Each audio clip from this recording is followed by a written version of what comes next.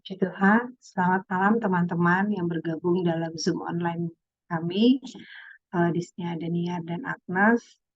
Kita berdoa juga buat teman-teman yang lain nanti akan bergabung baik secara online maupun offline. Sebelum kita mulai pembelajaran kita malam ini, nanti saya minta Niar yang masuk dalam doa. Mari kita berdoa. Kami berterima kasih ya Bapa, kami berterima kasih ya Tuhan yang kami panggil dalam nama Tuhan Yesus Kristus. Kami sungguh bersyukur ya Bapa atas kebaikan-Mu, atas kasih setiamu dalam hidup kami ya Tuhan Yesus. Kami boleh sampai saat ini ya Tuhan menikmati kasih-Mu, janji-Mu ya Bapa yang terus mengalir dalam hidup kami ya Tuhan. Tuhan Yesus, kami bersyukur jika malam hari ini Tuhan boleh mengundang kami kembali ya Bapa untuk belajar bersama-sama kebenaran firman-Mu Tuhan. Tuhan, kami percaya hanya Roh Kudus saja ya Tuhan Yesus yang telah memampukan kami untuk hadir ya Tuhan di malam hari ini. Dan kami percaya Roh yang sama juga Tuhan terus bekerja untuk memberikan kami hati yang mau ya Tuhan Yesus merendahkan diri kami ya Tuhan untuk mendengar firman-Mu, untuk taat ya Tuhan Yesus, terlebih mau ya Tuhan menjadi pelaku firman-Mu dalam kehidupan sehari-hari ya Tuhan Yesus. Tuhan yang tolong Bung Semi ya Bapak dalam memberikan pengajaran bagi kami di malam hari ini ya Tuhan Yesus. Tuhan yang terus sertai memberikan kekuatan, memberikan uh, hikmat yang berasal daripadamu ya Tuhan Yesus. Apa yang berasal dari lidah bibirnya, kami boleh tahu bahwa itu berasal dari Engkau Tuhan semata. Terima kasih ya Tuhan. Tuhan juga tolong teman-teman kami yang mungkin belum hadir pada malam hari ini ya Tuhan Yesus. Tuhan yang terus jamah hati kami semua Tuhan Yesus untuk bisa terus berdoa bersama-sama ya Tuhan Yesus, memiliki kerinduan untuk lebih lagi belajar firman-Mu ya Tuhan. Terima kasih ya Tuhan, kami percaya Tuhan sudah beracara pada malam hari ini dari awal hingga akhirnya nanti. Kami sudah berdoa dalam nama Tuhan Yesus Kristus. Haleluya. Amin. Terima kasih. Ya, kita akan uh, belajar dari 1 Korintus 15 ayat 50 sampai 58. Saya akan bacakan.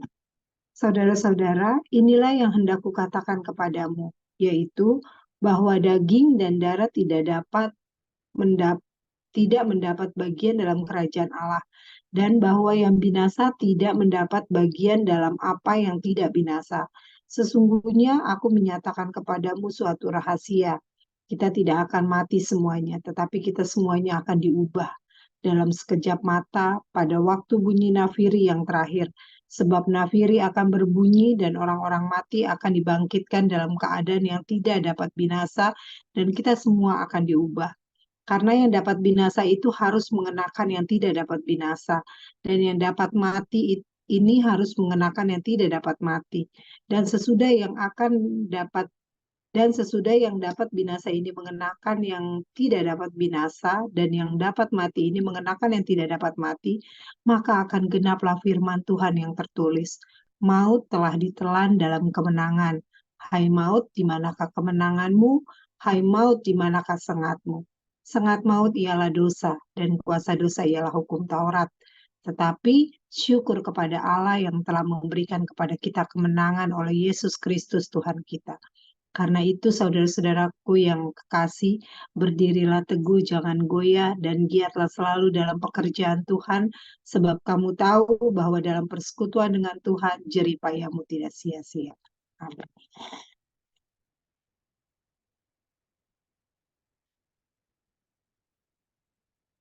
Puji Tuhan, kita bersyukur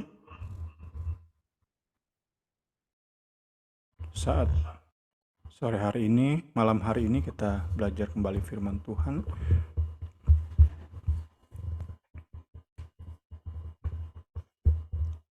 Kita lanjutkan pembahasan kita tentang tubuh kebangkitan. Kita masuki akhir dari pasal 15.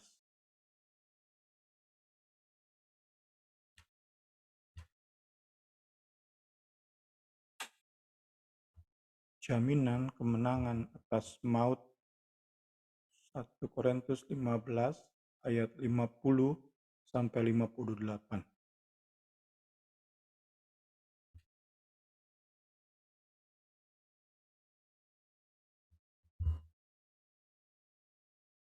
Di ayat-ayat yang sudah kita baca, Paulus menekankan 3 hal.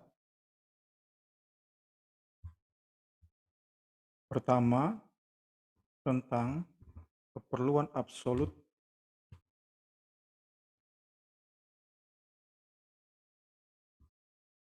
dari transformasi tubuh supaya bisa masuk ke dalam eksistensi surgawi.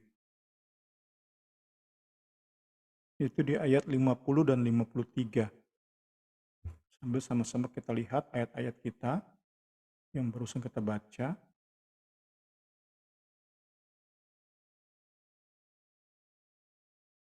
Pentingnya transformasi tubuh. Nggak bisa enggak, harus diubahkan. Kedua, tentang kenyataan bahwa baik yang masih hidup maupun yang telah mati sama-sama keduanya mesti mengalami transformasi. Jadi baik orang percaya yang sudah lebih dahulu meninggal dunia dan yang nanti masih hidup saat Yesus datang kedua kali, keduanya sama-sama mesti mengalami transformasi. Tubuh kita diubahkan. Itu ayat 51 dan 52.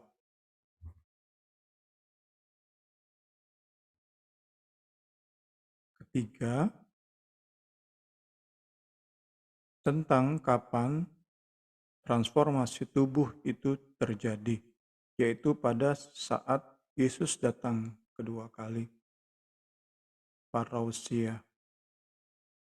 Saat Yesus datang kedua kali. Dan tentang apa yang terjadi bersamaan dengan transformasi tubuh tersebut. Saat Yesus datang kedua kali, kematian atau maut mengalami kekalahan mutlak.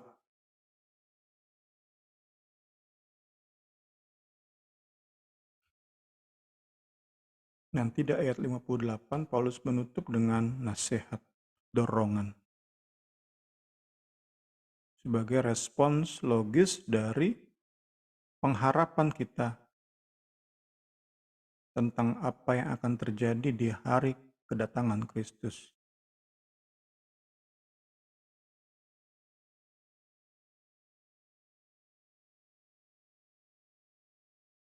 Kristus yang akan mengalahkan maut secara mutlak di hari kedatangannya, di momen, di detik kedatangannya kembali, Kristus sudah memastikan kemenangannya atas maut saat ia bangkit dari kematian. Jadi sudah menang, tetapi penggenapannya secara menyeluruh, secara mutlak, itu pada waktu kedatangannya kedua kali. Dan yang membuat kita bangga, semua itu Yesus lakukan untuk keperluan kita. Karena cintanya pada kita. Karena itulah nanti kita lihat respon yang seharusnya itu apa. Puji Tuhan. Kita masuk ayat 50. Kita lihat di ayat ini ada kata daging dan darah. Daging dan darah di sini mewakili tubuh dalam keadaan kita sekarang ini, tubuh yang hanya cocok untuk dunia di mana sekarang kita hidup, di mana sekarang kita bekerja, berkarya. Tubuh yang diwakili oleh daging dan darah tidak cocok untuk kerajaan sorga, di mana kelak nanti kita habiskan kekekalan. Tentu kata habiskan itu tidak berarti literal, karena nggak ada habis-habisnya.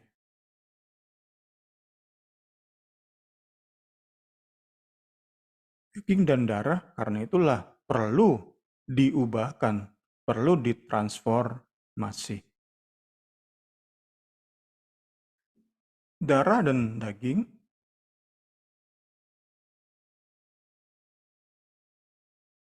itu kembali ditegaskan menunjuk kepada sebuah tubuh yang tunduk kepada kelemahan, sakit penyakit, pembusukan, pengrusakan, dan akhirnya pada kematian, berhentinya fungsi-fungsi kehidupan. Darah dan daging menunjuk pada tubuh yang sedemikian. Bahwa tubuh yang kita punya sekarang ini nggak terpisahkan dari rasa sakit, dari rasa nyeri. Sungguh tak cocok, sama sekali nggak cocok dengan keberadaan surga, dengan nature surga, di mana kita nanti menghabiskan kekekalan. Puji Tuhan. Kita masuk ayat 51. Haleluya. Tubuh yang diwakili oleh darah dan daging, Paulus kontraskan dengan tubuh yang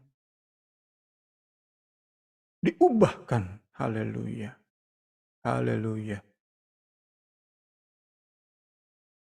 Saya pribadi senang bermain kontras. Kita lihat sebuah keadaan yang begitu lemah, nggak berdaya, kemudian dibandingkan dengan sebuah keadaan yang nggak mengenal kata lelah, nggak mengenal sakit, nggak mengenal air mata, kelemahan, sesuatu yang asing di surga, sakit penyakit, sesuatu yang asing, fungsi yang menurun, degradasi, itu sesuatu yang asing di surga. Itu Paulus kontraskan untuk memberi keindahan pengharapan. Haleluya. Menampilkan keindahan pengharapan di dalam Yesus.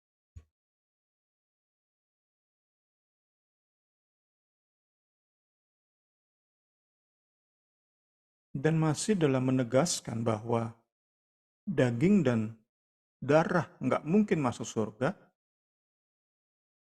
Paulus bilang di ayat 51 ini,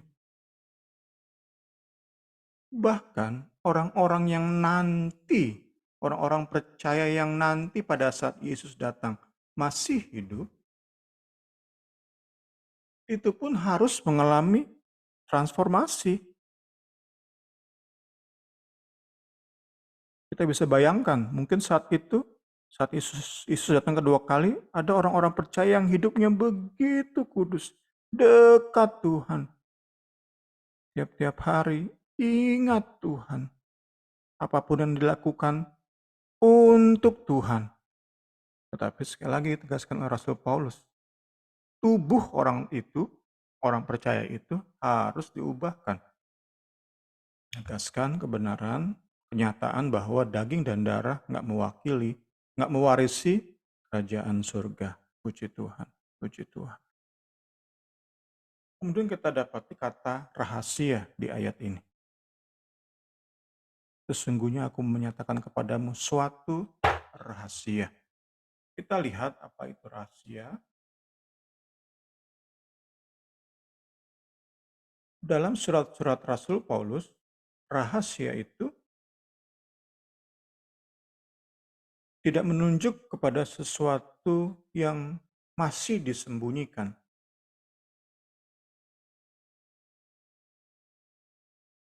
Saat Paulus bicara tentang rahasia Injil, rahasia iman, Paulus tidak sedang bicara tentang sebuah kebenaran yang masih tersembunyi. Rahasia yang Paulus maksud di tulisan-tulisannya adalah kebenaran, kenyataan yang dahulunya tersembunyi namun tersingkap oleh karya penebusan Kristus. Inilah yang dimaksud Rasul Paulus dengan kata rahasia. Dan apa rahasianya? Kita tidak akan mati semuanya, tapi kita semuanya akan diubah. Jadi baik yang mati, kan dibilang di sini nggak semuanya mati. Ada yang masih hidup nanti, baik yang mati maupun yang hidup. Yang menjadi persamaan kita adalah tubuh kita sama-sama diubahkan. Puji Tuhan. Kemudian kita lihat ayat 52.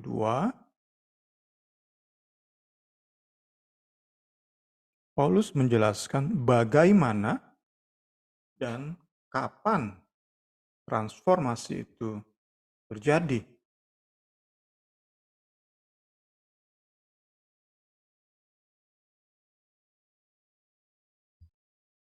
Kita bandingkan dengan 1 Tesalonika 4:16. 1 Tesalonika 4 ayat 16. Saya lupa cantumkan, maaf.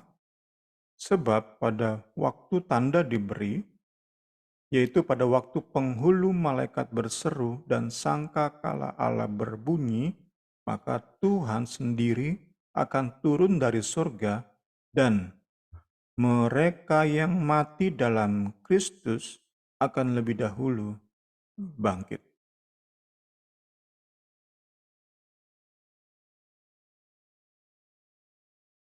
Jelas di sini bahwa kapan transformasi terjadi itu pada saat Yesus datang kedua kali. Parousia.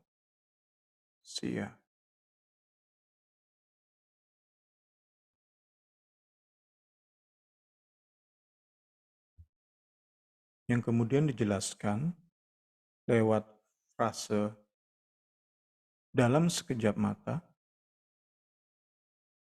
Transformasi tersebut terjadi secara instan. Sekejap mata. Menekankan sebuah peristiwa yang instan.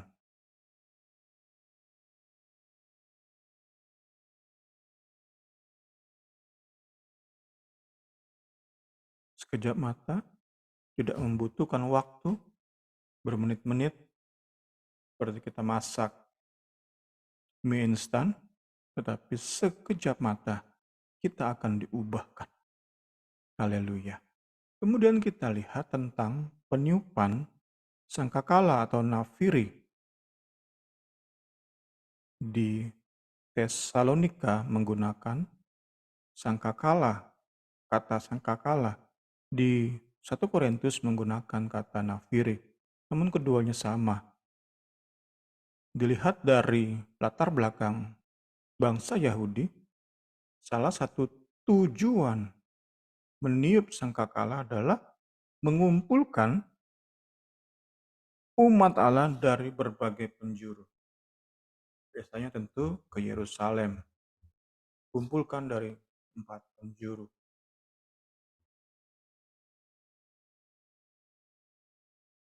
Nah, adopsi atau penggunaan latar belakang Yahudi ini yakini sebagai gambaran peniupan sangkakala Allah itu untuk mengumpulkan orang-orang percaya yang sudah mati untuk bangkit dari kubur mereka masing-masing. Dikumpulkan di hadapan tahta anak domba.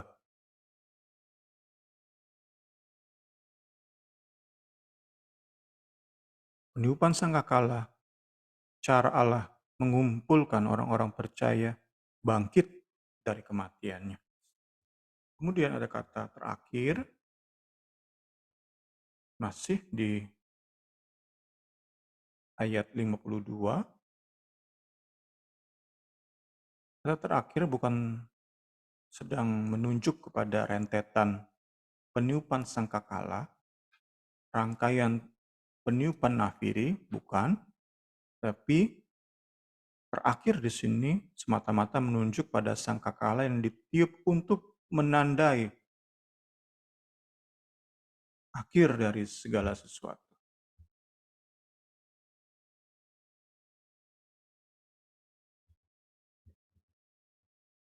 Tentu saat sangkakala dibunyikan, musuh-musuh Allah itu pada gemetar, takut. Tapi kita, orang-orang percaya, sebuah hari yang sangat membahagiakan. Ayat 53, di dalam Yesus Kristus, haleluya. Yang dapat binasa ini mengenakan yang tidak dapat binasa. Yang dapat mati ini mengenakan yang tidak dapat mati. Itu di dalam Yesus Kristus. Haleluya.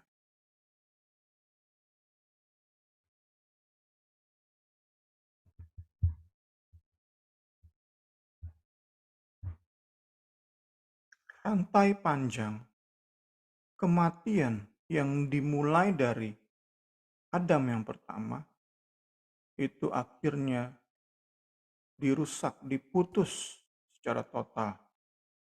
Nggak bisa disambung lagi oleh Adam yang terakhir. Rantai panjang kematian. Terus-menerus ada kematian. Nanti saat Yesus datang kedua kali, rantai kematian itu akan dirusak, nggak bisa diperbaiki lagi. Semua oleh karena karya Yesus Kristus, puji Tuhan. Ayat 54, hasil total, net result dari proses kedatangan, kebangkitan, dan transformasi adalah pemusnahan maut itu sendiri. Pemusnahan maut. Maut nggak bisa lagi menguasai orang percaya. Karena maut telah ditelan oleh kebangkitan. Nggak bisa lagi berbuat seenaknya. Sehebat apapun usaha manusia untuk menghindar dari maut, pada akhirnya ia akan ditaklukkan oleh maut. Terus manusia berusaha untuk mengalahkan maut, tapi nggak ada yang bisa. Tidak ada yang mampu mengalahkan maut. Terlalu kuat maut bagi manusia.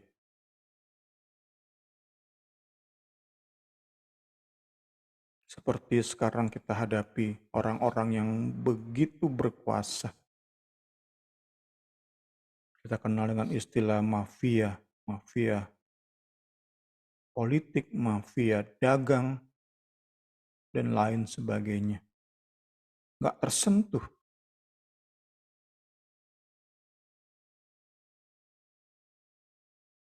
Saat itu kita akan lihat bagaimana kematian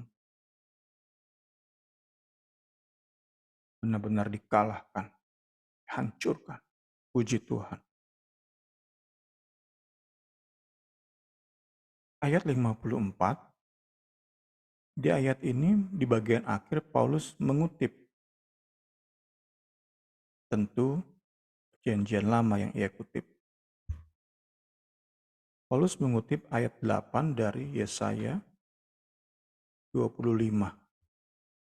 Kita akan lihat dari ayat 6 sampai 9 untuk memperoleh gambaran lebih jelas tentang bagaimana mulianya, indahnya hari kedatangan Yesus kembali.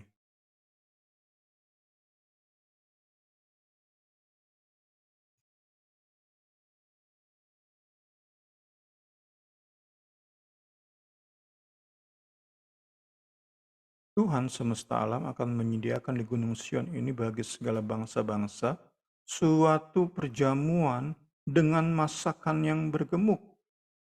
Suatu perjamuan dengan anggur yang tua benar, masakan yang bergemuk dan bersumsum, anggur yang tua yang disaring endapannya. Dan di atas gunung ini Tuhan akan mengoyakkan kain perkabungan yang diselubungkan kepada segala suku bangsa dan tudung yang ditudungkan kepada segala bangsa-bangsa. Ia akan meniadakan maut untuk seterusnya. Dan Tuhan Allah akan menghapuskan air mata daripada segala muka dan aib umatnya akan dijauhkannya dari seluruh bumi. Sebab Tuhan telah mengatakannya. Pada waktu itu orang akan berkata, sesungguhnya inilah Allah kita yang kita nantikan supaya kita diselamatkan. Inilah Tuhan yang kita nantikan. Marilah kita bersorak-sorak dan bersukacita oleh karena keselamatan yang diadakannya. Sebuah gambaran yang saya percaya lebih lagi memperindah pengharapan kita akan pesta saat Yesus datang kedua kali. Pesta yang luar biasa, fenomenal. Pesta yang sama-sama kita rindukan. Kita semua yang telah ditebus oleh darah anak domba, yang kepada kita Yesus telah menyatakan cintanya demikian luar biasa, tentu kita rindu berjumpa dengan Yesus kekasih jiwa kita muka dengan muka, yang diiringi dengan pesta yang luar biasa. Pesta yang gak ada bandingannya. Apa makanan yang paling enak bagi kita saat ini? Apa minuman yang paling enak bagi kita saat ini? Saat itu, kepuasan yang kita bisa terima saat ini oleh makanan dan minuman paling enak, nggak ada apa-apanya dibandingkan dengan kepuasan yang Tuhan sediakan di hari kedatangannya kedua kali. Puji Tuhan. Kita diskusi dulu dengan Ibu Rini.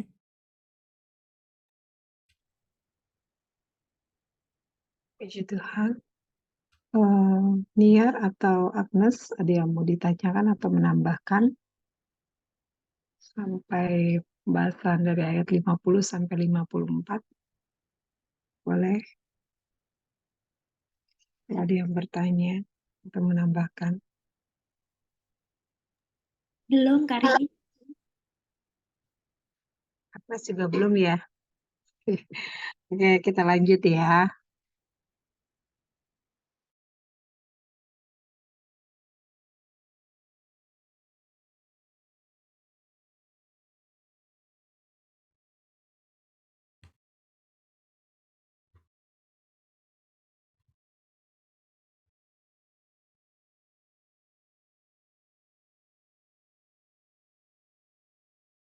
Kemudian di ayat 55 Paulus melanjutkan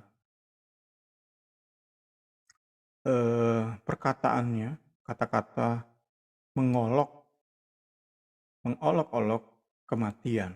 Ia menggunakan kembali Perjanjian Lama, Hosea 13 ayat 14. Akan kubebaskanka mereka dari kuasa dunia orang mati, akan kutebuskah mereka daripada maut. Di manakah penyakit samparmu, hai maut? Di manakah tenaga pembinasamu, hai dunia orang mati? Mataku tertutup bagi belas kasihan. Ayat ini sesungguhnya merupakan ayat yang berisi penghukuman. Ayat penghukuman. Ayat penghakiman dari Allah terhadap atau atas bangsa Israel. Namun Paulus mengutip ayat ini, ia ubah sebagai perkataan mengolok-olok maut. Hai maut, di manakah kemenanganmu? Hai maut, di manakah sengatmu? Ayat ini dapat kita katakan bersama dengan Paulus. Orang percaya bisa mengolok-olok maut. Kenapa? Karena Yesus telah bangkit. Yesus telah memastikan bahwa setiap orang yang percaya kepadanya akan dibangkitkan. Meski saat ini masih harus mengalami kematian. Namun meski kita alami kematian, namun racun dari sengatan maut itu udah lagi nggak berbahaya. Kebangkitan Yesus, haleluya, merupakan penawar dari racun maut. Seperti seseorang yang segera diberi penawar saat bisa ular masuk ke tubuhnya. Saat ia digigit oleh ular bisa masuk, namun sesegera obat penawar masuk, nggak ada masalah. Racun itu nggak menyebabkan kematian. Sehebat apapun racun ular itu nggak menyebabkan kematian. Kebangkitan Yesus memberi penawar, menganugerahkan penawar dari racun maut.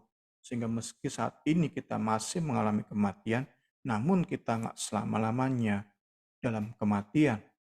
Kita pasti akan bangkit. Racun maut terhadap orang-orang percaya udah nggak lagi berbahaya. Udah ada penawarnya. Ayat 56, sengat maut ialah dosa. Kuasa dosa ialah hukum Taurat.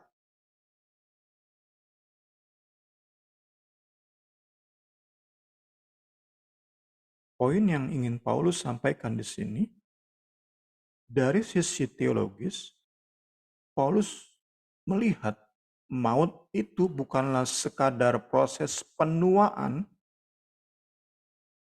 dan berhentinya kehidupan seorang manusia, tapi Paulus melihat bahwa maut itu merupakan akibat dari racun dosa.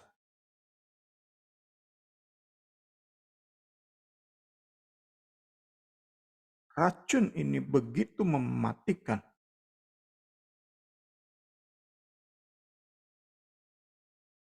Maut terjadi atas setiap manusia.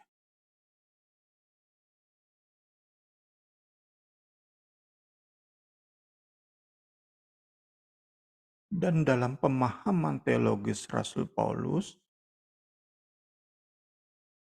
dosa itu makin kuat bekerja dalam hidup kita saat kita mengenal hukum.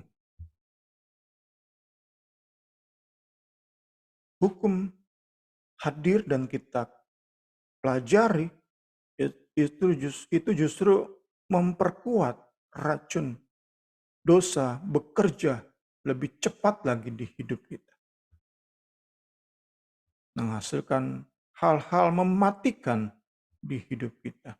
Bahkan saking berbahayanya, racun-racun dalam hidup kita ini bisa keluar lewat perkataan yang melemahkan orang, mematikan semangat orang.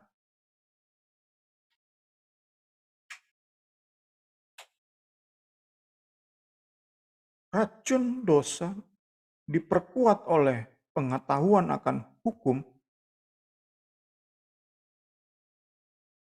itu dampaknya luar biasa. Enggak seorang pun manusia bisa mengukur, apalagi mengalahkan dampak yang luar biasa dari dosa. Enggak seorang pun. Haleluya, haleluya.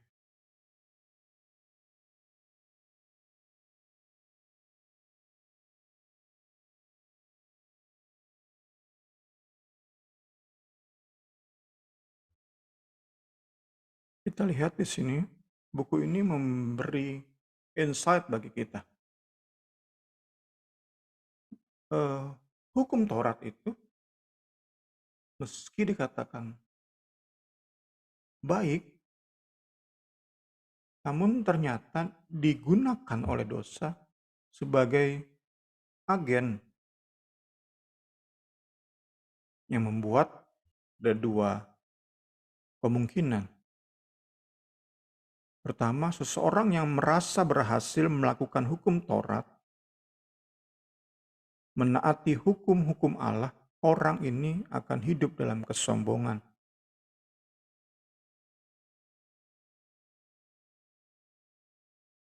Dosa dalam hidup seseorang, mengetahui hukum, dia sedapat mungkin taat, sombong, melihat orang lain nggak taat,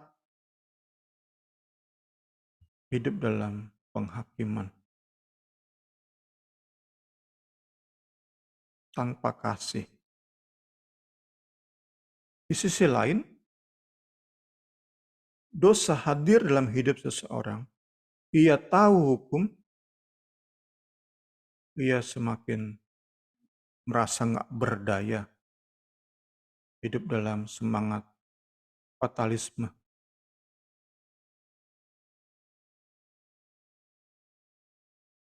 Ya udahlah, memang saya sarangnya dosa. Ya udah, saya nikmati dosa, hidup dalam dosa. Keduanya, sombongan dan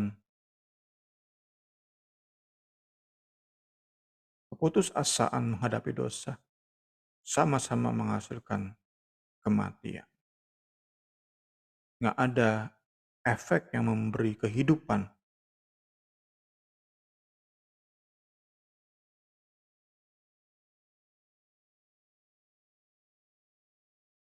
Tentu kebenaran ini saat kita gunakan untuk melihat perjanjian lama, bagaimana hukum diberikan, itu akan memberi kita insight yang lebih luar biasa lagi, lebih dalam lagi. Kita bisa melihat bagaimana cara Allah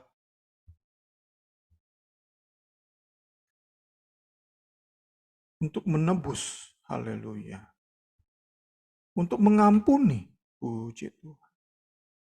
Segala hormat kemuliaan bagi Yesus. Jadi di perjanjian lama pun konsep anugerah sudah diperlihatkan.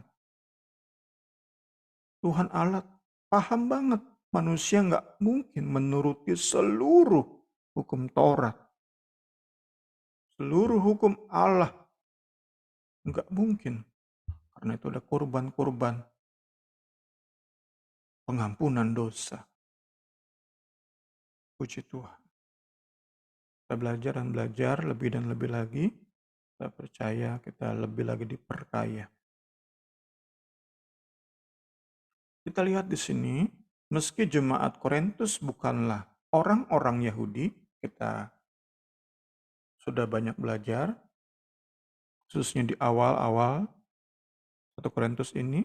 Namun di sini Paulus tetap menunjuk kepada hukum Taurat, karena memang inilah rangkaian pemahaman Rasul Paulus sebagai seseorang yang punya latar belakang seorang Farisi, seorang Yahudi. Inilah pemahaman Rasul Paulus. Maut, dosa, hukum itu 3 serangkai yang Paulus lihat nggak terpisahkan. Jadi meski Jemaat Korintus nggak ada masalah tentang hukum Taurat, beda dengan jemaat Galatia, kita belajar. Beda dengan jemaat di Roma, kita belajar. Namun demikian, tetap Paulus gunakan hukum Taurat, karena itu satu paket, satu rangkaian yang Paulus perlu sampaikan di bagian ini. Puji Tuhan, puji Tuhan. Kita lihat ayat 57. Kita masuk di bagian-bagian akhir malam hari ini. Kita bersyukur kita sesegera mungkin menyelesaikan 1 Korintus 6, surat 1 Korintus. Nanti Agnes atau Junior bisa usul apa berikutnya yang kita bahas, apakah 2 Korintus atau surat-surat yang lain. Nanti bisa sama-sama kita diskusikan, puji Tuhan. Ayat 57 berisi kata-kata pujian, penyembahan, pengagungan bagi Allah. Ada 2 hal yang Paulus sampaikan lewat pengagungan ini.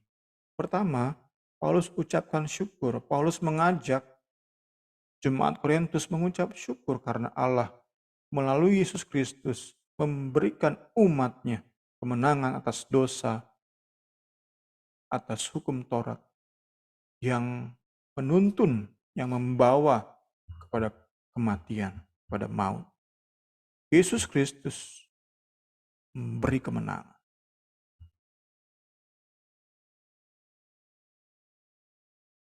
Saat kita terima berkat materi aja, itu syukur membuat kita senang. Sewajarnya. Logis jika kebangkitan yang akan kita alami di parousia nanti, itu memberi sukacita yang lebih lagi. Itu kan pergumulan kita sama-sama. Kita masih dapati dalam hidup kita. Oh, ternyata sukacita saya dapat berkat jasmani lebih besar daripada sukacita kita. Sukacita saya merenungkan, memperoleh perkara-perkara rohani. Itu yang kita mau perjuangkan sama-sama. Kita koreksi diri terus kan? Itu jadi bahan koreksi juga. Saat sukacita kita meluap lebih tinggi, saat peroleh berkat jasmani, sedangkan merenungkan kasih Tuhan, merenungkan pengharapan dalam Kristus, sukacita kita sekadarnya, berarti ada yang salah dengan kekristenan kita. Ada yang ngawur, perlu koreksi. Koreksi diri, minta ampun sama Tuhan, belajar firman Tuhan, bergantung pada Roh Kudus, sampai dari hari ke hari. Sukacita kita terima berkat jasmani, itu berada di bawah. Kadarnya itu di bawah sukacita kita di dalam pengharapan menerima hidup yang kekal, menerima tubuh kebangkitan.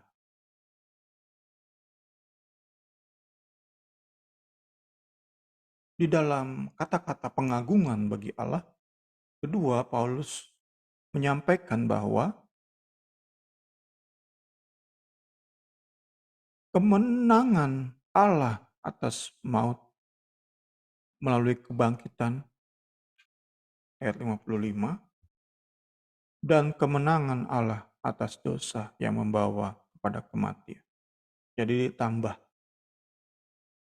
jika sebelumnya Paulus hanya bicara tentang kemenangan Kristus atas maut lewat kebangkitannya, sekarang ditambah.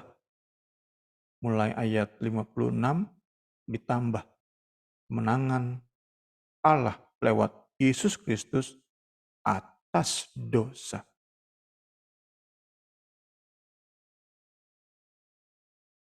Ungkapan syukur dan menjadi kesimpulan untuk masuk kepada nasihat di ayat 58.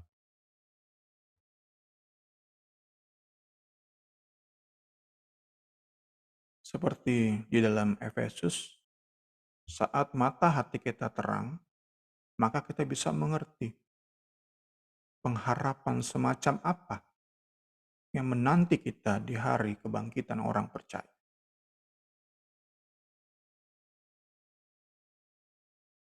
Ini yang kita nanti-nantikan. Ini Tuhan yang kita nanti-nantikan. Ini Allah yang kita nanti-nantikan. Yang bukan hanya mampu menjagai, memelihara, memberkati kita di tubuh ini, tetapi yang mampu mengubahkan tubuh kita ini untuk cocok masuk dalam kekekalan. Sekali lagi, oleh mata hati yang terang, kita bisa mengerti pengharapan sebesar apa yang menanti kita.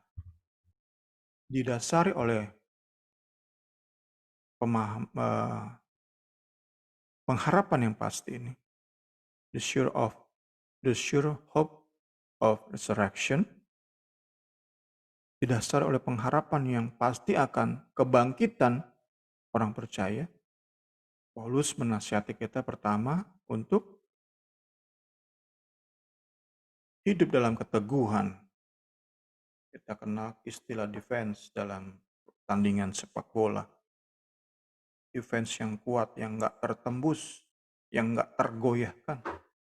Dicoba diserang dari berbagai sudut.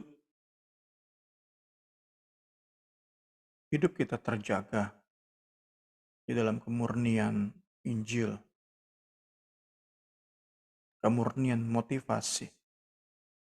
Saat iblis coba masuk dengan pengajaran kotor, motivasi busuk, kita nggak tergoyah.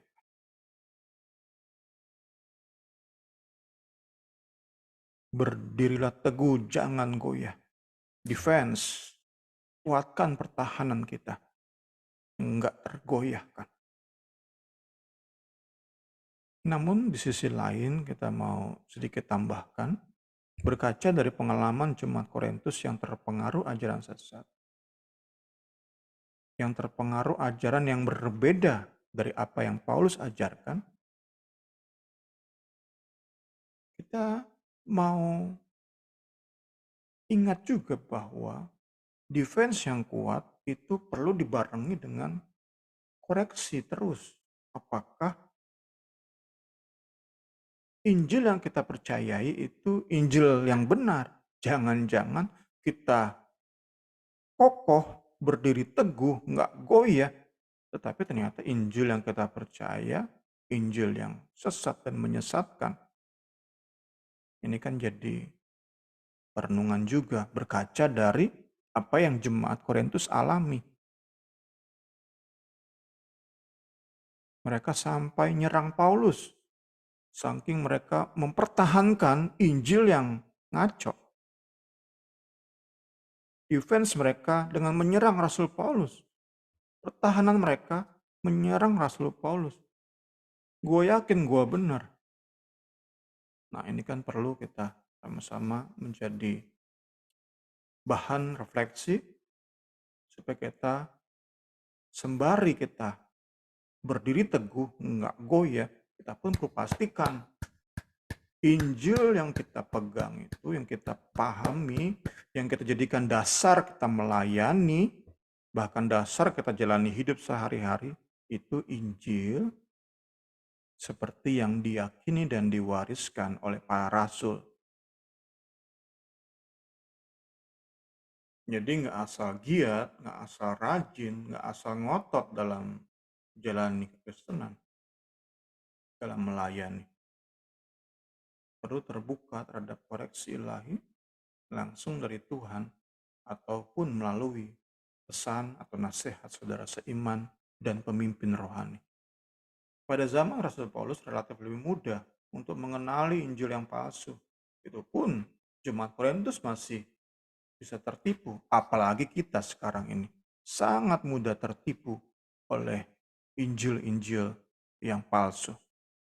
Karena itulah kita perlu belajar lebih banyak, membandingkan lebih teliti, semuanya di dalam pertolongan Allah Roh Kudus. Itu yang pertama tadi. Nggak tergoyahkan. Defense kuat mempertahankan Injil sejati. Kedua adalah selalu berusaha memberi yang terbaik dalam pelayanan kita, membagikan Injil.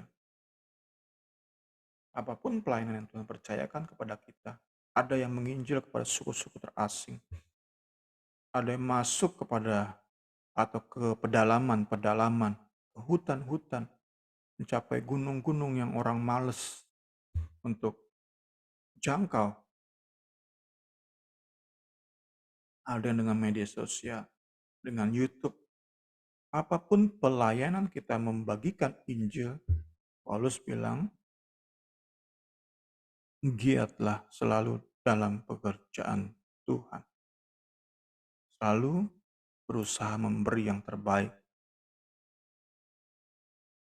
Dan dasarnya adalah pengharapan penuh akan pesta perjamuan dengan makanan bersumsum, makanan berlemak, makanan bergemuk tapi nggak bikin kolesterol. Anggur terbaik,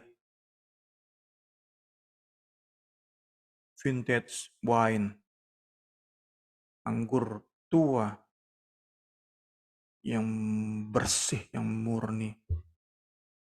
Haleluya. Itulah gambaran pengharapan kita di dalam Yesus Kristus. Kita bersyukur buat pembelajaran malam hari ini, kiranya memberkati kita semua. Tuhan Yesus memberkati.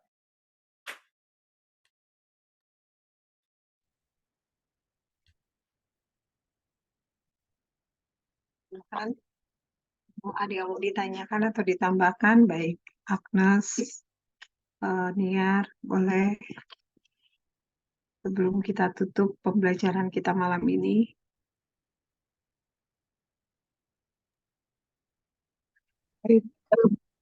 Ya, nah,